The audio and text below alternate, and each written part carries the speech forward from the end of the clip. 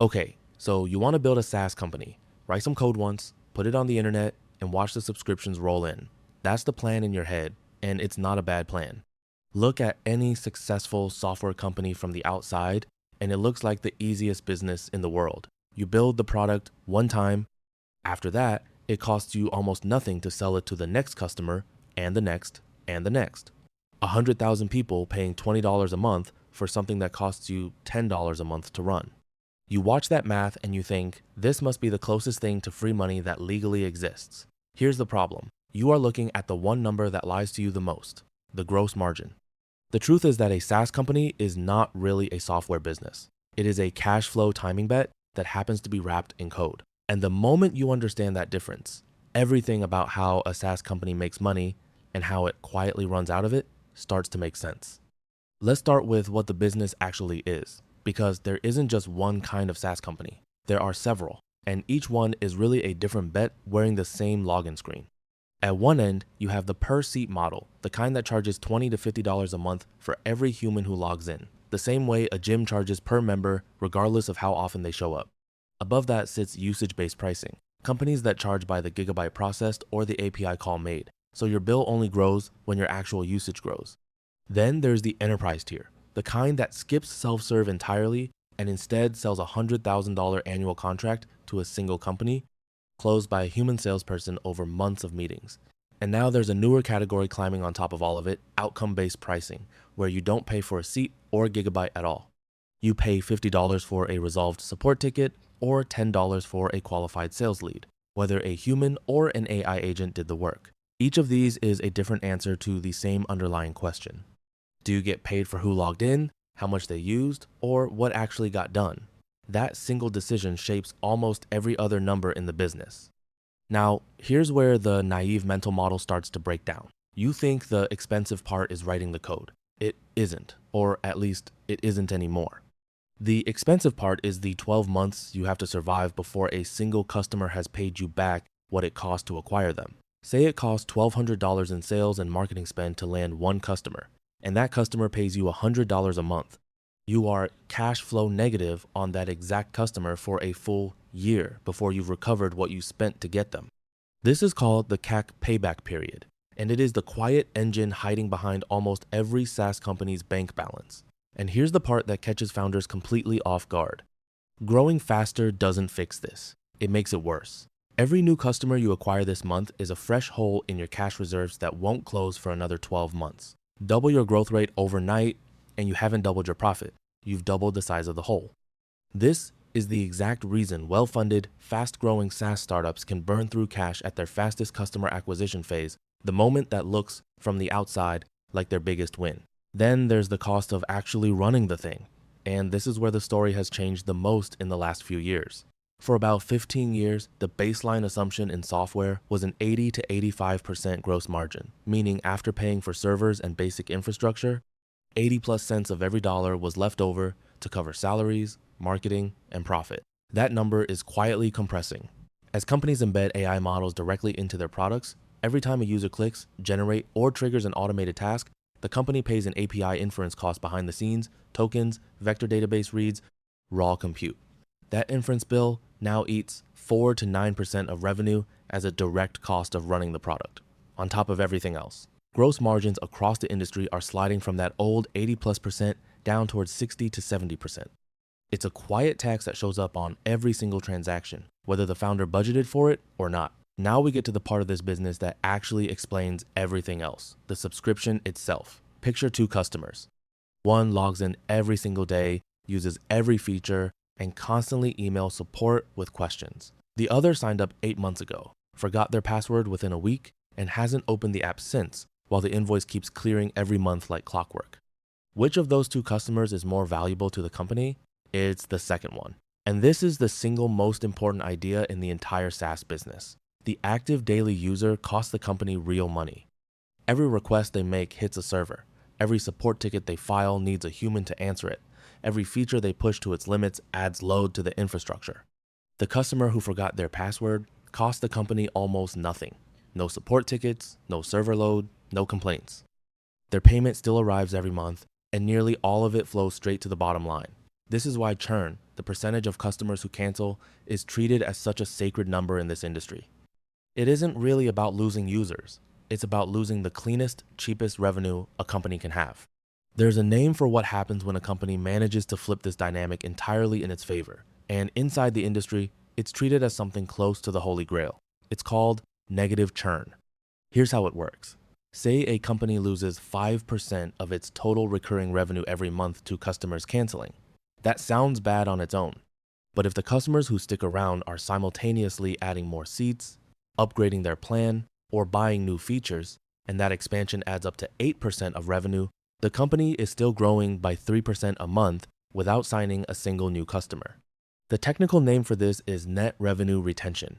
And when it climbs above 100%, the company has built something remarkable, a business that grows on autopilot from the customers it already has, even while people are actively leaving every single day. There's a seasonal wrinkle here too, except in SaaS, it isn't a calendar month, it's a fiscal quarter. Sales teams push hard to close deals before quarter end, which means a disproportionate share of new contracts get signed in the final 2 weeks of March, June, September, and December. That end of quarter surge can hand a company a large injection of new annual contracts all at once. But the same surge that comes in fast can mask a problem underneath it.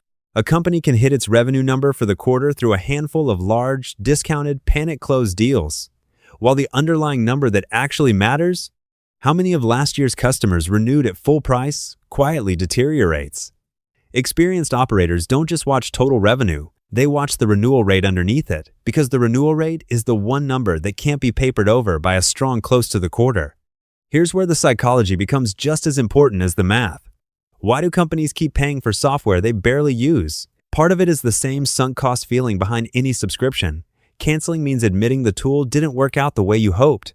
But there's a much stronger force specific to software: switching cost. Once a team has built its daily workflow around a piece of software, every automation configured, every integration connected, every employee trained on exactly where to click, ripping it out and replacing it is closer to moving out of a house you custom built around your own habits than it is to switching brands of laundry detergent. The average large company now runs on over 100 separate SaaS subscriptions. Once a tool is embedded that deeply into daily operations, the company that sells it can raise prices by 15% overnight. And most customers, however annoyed, will simply pay it rather than face the cost of retraining an entire team on something new. This is precisely why SaaS companies invest so heavily in onboarding and integrations early on. The easier it is to get a customer fully wired into the product, the harder it becomes for that customer to ever leave, regardless of how happy they actually are. Now, valuation, because this is the part that separates a good SaaS business from one investors will actually pay a premium for. Investors don't just look at growth, and they don't just look at profit. They combine both into a single number called the Rule of 40. Take your annual revenue growth rate, add it to your profit margin, and if the total clears 40, the business is considered healthy. A company growing 60% a year while losing 20% of revenue scores exactly 40. So does a mature company growing 10% a year while keeping a 30% profit margin. Both pass. Cross a score of 50 or higher, and the company can command a valuation multiple 2 to 3 times higher than a peer stuck below 40. This single formula is why some SaaS founders will deliberately choose to burn cash and grow fast in the early years, and why others, later on, deliberately slow down and squeeze out profit instead. Both can be the correct strategic decision. It depends entirely on which side of that equation gets you over the line. Before we get to what can go wrong, there's a hidden cost buried in this business that almost nobody accounts for early, and it isn't servers or salaries. It's the fact that software decays on its own, even if you never touch it. Browsers update. Operating systems change their rules. Security vulnerabilities get discovered in libraries the product depends on, sometimes years after a line of code was written and forgotten. A SaaS product that isn't actively maintained doesn't just sit still, it slowly breaks. The same way an unused gym membership doesn't cost the owner anything, except here, it's the other direction. An unmaintained product is a liability that compounds quietly in the background, invisible until a security researcher, a customer, or a regulator finds the crack first. This is the single biggest myth about owning software, that once it's built, the income is passive. In reality, a mature SaaS company still spends heavily on customer success teams, bug fixes, and infrastructure just to keep standing still. So, can a company built entirely on this model actually collapse? The honest answer is yes, and often for reasons that have nothing to do with whether people wanted the product. Take Bench, a Vancouver-based bookkeeping platform that had spent 13 years building trust with small businesses across North America. Backed by more than $100 million in venture funding from investors including Shopify and Bain Capital Ventures. At the moment it shut down, it was serving over 35,000 customers.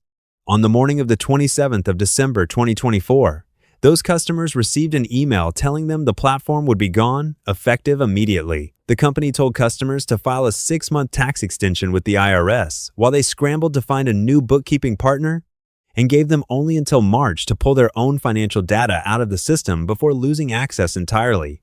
There was no slow decline anyone could see from the outside, no visible warning sign in the product itself. The company's own co-founder later said the ending had been predictable, tracing it back to a boardroom shakeup years earlier that pushed the business in a direction he never agreed with. Long before the public ever found out anything was wrong, thousands of small businesses who trusted their entire financial history to that login screen learned in a single email that the number of customers using a product tells you nothing about whether the balance sheet underneath it can hold. So how does a SaaS company actually make money in plain mechanical terms? Once you strip all of this away, the engine is simple. Monthly recurring revenue times number of customers minus fixed costs, including salaries, infrastructure, and that new inference bill sitting on top of it.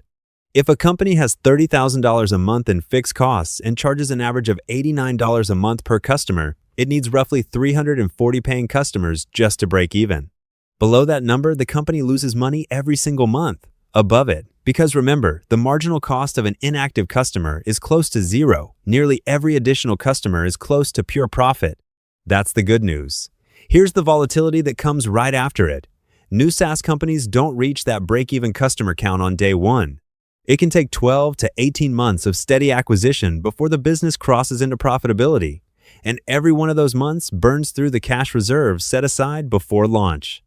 And customer count itself isn't a stable, permanently climbing number. Industry-wide churn for smaller SaaS companies regularly sits in the 30 to 40% annual range. If a company has 500 customers and loses 5% of them every month, it has to acquire roughly 300 new customers over the course of a year just to end up exactly where it started. That's not growth. That's running in place while the invoice for growth still has to be paid. Now let's put all of this together and look at what actually happens over a full year, because this is where the two very different versions of this business reveal themselves. In the optimistic scenario, the product found a workflow sticky enough that switching costs work in the company's favor, churn stays on the low end of normal, expansion revenue from existing customers pushes net revenue retention above 100%, and the Rule of 40 score clears 50. Under those conditions, a modest SaaS company can grow into a business worth many multiples of its revenue, with a founder able to either raise at a premium valuation or run it profitably as a quiet, compounding cash machine for years. In the realistic scenario, 2 or 3 things go wrong that aren't exotic at all. They're the normal risks of this exact business. Churn creeps toward the high end of normal. A larger competitor undercuts pricing and pulls away the most price-sensitive accounts. AI inference costs, tied directly to a feature the product now depends on, eat further into margin than the original model assumed. Under those conditions, that same company can slide from a healthy Rule of 40 score into a business investors won't fund at all, even while the customer logo count on the website still looks impressive, and almost none of that slide shows up as a single dramatic event. No collapse announcement, no scandal, just a slightly higher cancellation rate, a slightly longer CAC payback period, and a slightly heavier inference bill, compounding quietly month after month until the number at the bottom of the spreadsheet looks nothing like the pitch deck. So if you do decide to build a SaaS company, remember the one thing that actually determines whether you survive. It was never really about how many people you can get to sign up. It's about how well you can survive the 12 months before they pay you back.